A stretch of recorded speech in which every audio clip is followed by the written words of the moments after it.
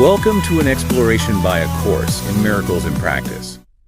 Today we're focusing on Lesson 321, Father, my freedom is in you alone.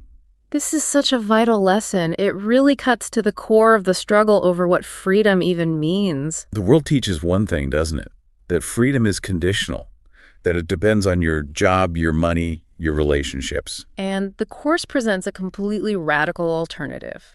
Our mission today is to look at both of these definitions using very practical, real-world examples. If you're working through the lessons or if this idea of freedom brings something up for you, you can reach us. The email is acim@theworldharmonyproject.org.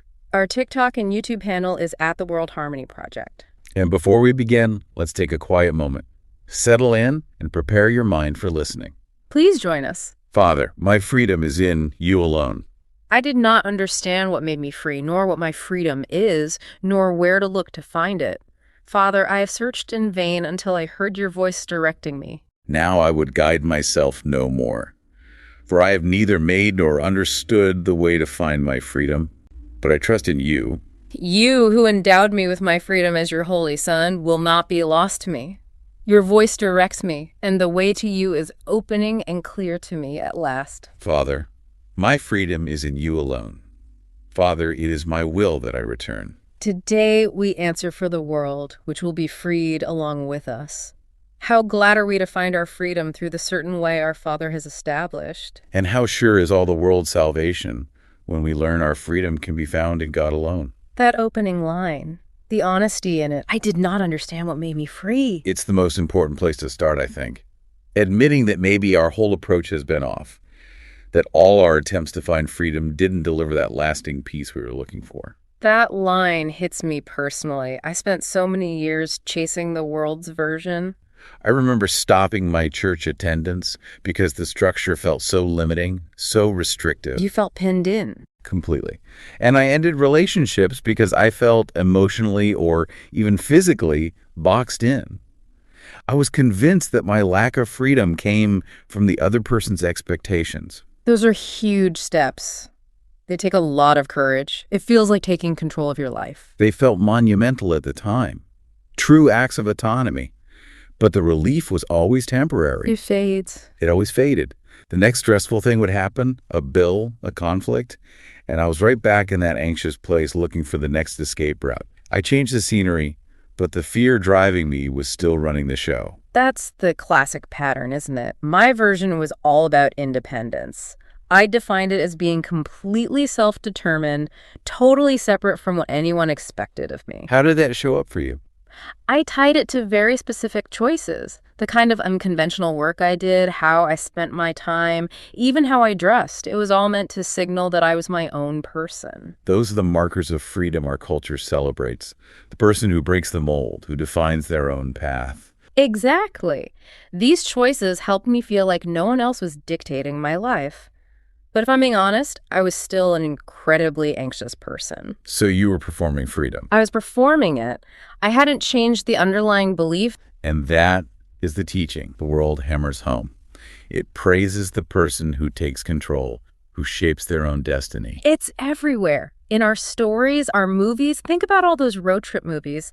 The hero drives off to find themselves, as if changing your geography can change your mind. Or the hero stories about going it alone, breaking the rules, rejecting the system. Even advertisements sell it to us. Escape the rat race with this car, this vacation, this product. The message is powerful. It tells you that freedom comes from successfully separating yourself from the herd, creating a life defined only by your own will. It's an intoxicating idea. It makes you feel powerful when things are stable, when your plan is working. But here's the problem, the one this lesson points to, the fragility of it.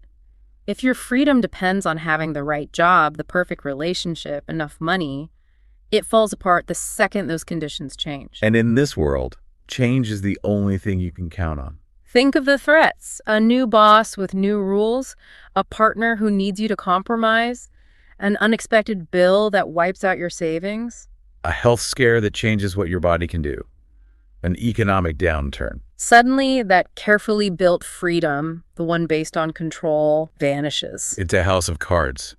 It feels strong when the air is still, but the slightest breeze brings it down. And this is why the lesson is placed where it is, in the section, What is Creation? The course is so deliberate with its structure. The placement is a pointer. It's telling us that this other kind of freedom isn't something we build or earn by managing the world. It's inherent in who we were created to be.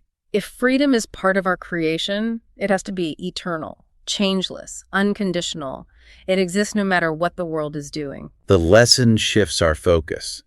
It tells us to stop looking for freedom in the effects, the changing circumstances, and to look back to the cause. Back to our true identity as the Son of God. This isn't about a better escape plan. It's about restoring a foundational identity that is already free. Okay, so you're in a job. It's toxic, stressful, unfulfilling. You decide to leave.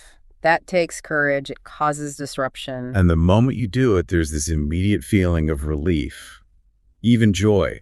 You've cut the cord. That relief is so strong, it feels like you found the answer. You think, I finally did it. The problem was that place. But if the real source of the problem was internal, a deep fear of failure, a need for approval, a belief that your worth is tied to your productivity that comes with you. That's the one variable that never changes until you address the mind itself. So you start the next job. And maybe it's objectively better. A kinder boss, better hours, more meaningful work. But that internal anxiety, it just finds a new target. Instead of worrying about a toxic boss, you start worrying about disappointing the nice boss. Or you obsess about fitting in with the new team. Or you feel this immense pressure to prove that leaving the last job was the right decision. The fear is a chameleon. It just adapts to the new environment. The internal pressure feels exactly the same. I have to be perfect to be safe. And that initial rush of freedom you felt, it fades. Because the freedom you were looking for was never in the environment to begin with. The change was necessary, but it wasn't enough. It's an exhausting cycle, trying to find relief on the outside. It shows that real freedom isn't about a lack of external pressure. It's about your internal state being immune to that pressure. This is why that line, "Father, my freedom is in you alone," is so powerful. It points to the only place correction is needed. The problem isn't the job title or the coworkers. It's the identity you carry into that room. We spend all our energy resetting the stage, but we're the main character, and we keep playing out the same internal story. When that identity feels shaky, feels like it needs to perform to be okay, you just repeat the pattern. But when you practice remembering your source, remembering that you are whole and loved no matter what, then your next step, whether it's staying or going, comes from a different place. It's a choice made from clarity, not from a reaction to fear. The whole purpose shifts. You're not escaping something anymore. You're expressing something. And that freedom is portable. It's internal.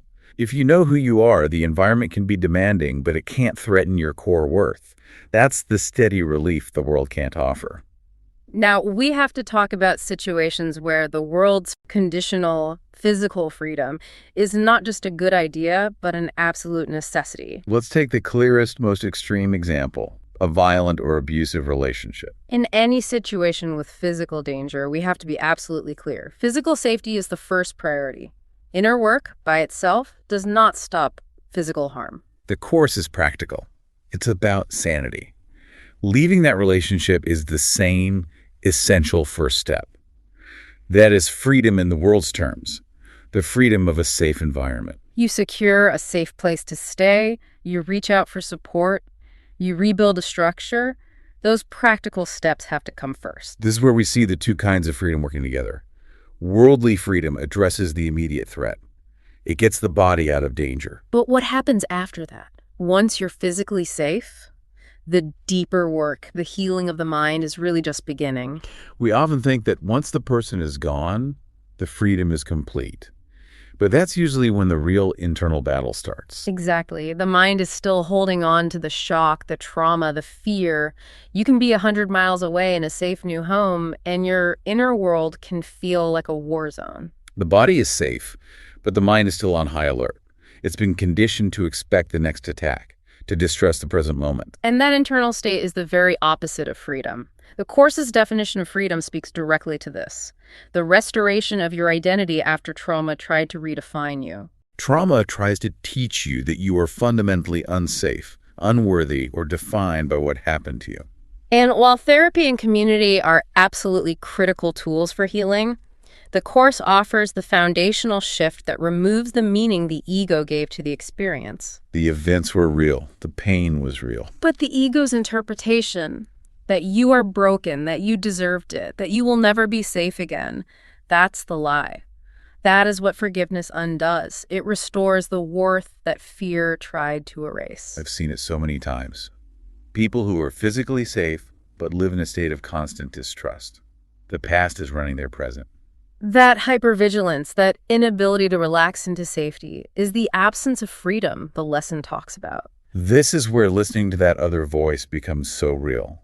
That guidance doesn't deny what happened. It doesn't erase the history. It strengthens the part of you that knows who you are, separate from the trauma. It's the voice that says, your worth was never in question. You are still whole. You are still loved. It's the anchor that keeps trauma from becoming your permanent identity. The Course's freedom is knowing that the fear-based story is simply untrue at the level of your real self. Worldly freedom removes the external threat. The Course's freedom restores the self that was threatened. In situations of danger, you need both. But only the second one brings lasting peace. And this gets to why so many of us struggle with this idea of surrendering control. When your life has been shaped by fear, freedom feels like having more control, not less. Control becomes the main survival strategy. You think, if I can just manage everything around me, every person, every outcome, then I'll be safe. We tie our freedom to our ability to micromanage reality. So when the lesson says, now I would guide myself no more, it sounds terrifying. It feels like letting go of the one thing that we thought was protecting us. The lesson is asking for a total reversal. It's saying that real freedom appears not through that fearful control, but when you let it go and trust the only voice that knows the truth. And you can tell the difference between fear-based decisions and true guidance. Fear is always urgent. It's always in a rush. It's looking for the fastest escape, the quickest fix, the most familiar pattern. It operates in a crisis mode. When I'm deciding from fear, it's impulsive. It's all about stopping the immediate discomfort. That's the control mechanism at work. But the guidance from the voice is different. It doesn't push or rush you. It never brings shame or judgment. It brings a quiet clarity, a deep knowing. You see what needs to be done and, more importantly, why you're doing it. The action is grounded in peace, not in panic. And that clarity is steady because its source is changeless. It doesn't depend on what's happening outside. It depends only on what you know to be true inside. And this freedom is what allows us to answer for the world. This is the metaphysical part of the lesson, and it's so important to understand it in a practical way. When the Course says we bring freedom with us, it's not talking about sending out good vibes or psychic energy. This is metaphysics. It's about how the mind actually functions. The core idea is that the world we see is a projection, an image that comes from the collective thoughts held in the mind. So when you accept healing in your own mind, when you shift from a belief in fear to a belief in freedom and love, you are literally changing the cause of what you see. The change happens inside you, even if nothing on the outside seems to shift immediately. You might have the same job, the same life, but the belief system underneath it all has changed. That shift in cause is real. And this is possible because minds are joined, not physically, not magically. It means that in truth, there is only one mind, despite the appearance of billions of separate people with separate stories. The illusion tells us our healing is a private matter. Our fear is our own problem. But the Course says no. If there is only one mind, then a change in one part of it is shared by the whole instantly. It lifts the idea of separation for everyone. The image of a fractal is so helpful here. If you look at one tiny piece of a fractal, it contains the entire pattern. The whole design reflects that correction immediately. Because nothing was ever truly separate. A change of mind in one place is a change of mind everywhere, at the level of truth. This is what it means to bless the world without taking some grand outward action. Your personal acceptance of your own freedom reaches that shared level of reality. And no one else has to notice it or confirm it for it to be real. The blessing is in the mind.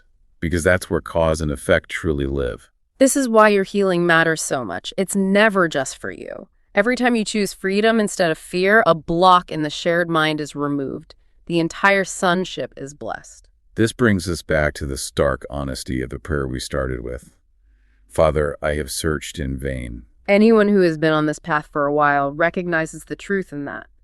We search for freedom in achievement, in control, in escape, and none of it lasts. None of those shelters hold up. But the lesson doesn't leave us there. It pivots to this incredible certainty. The way to you is opening and clear to me at last. That's the moment of choice.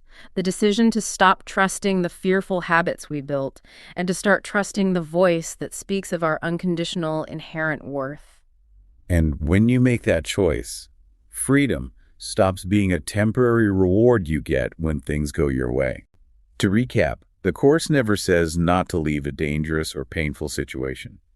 That kind of escape can be responsible and necessary. But the instruction is clear. Once the external situation is handled, you must turn inward, to the place where lasting freedom actually begins, to the restoration of your identity. And when we find that freedom inside, we truly are answering for the world. It's never just a private victory.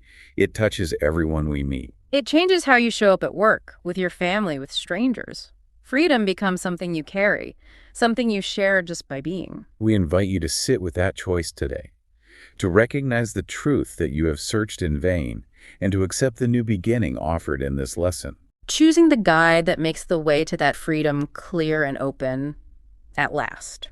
Thank you for joining us in this exploration. If you have any thoughts on Lesson 321 you want to share, please reach out. Again, it's ACIM@theworldharmonyproject.org. We look forward to exploring with you again.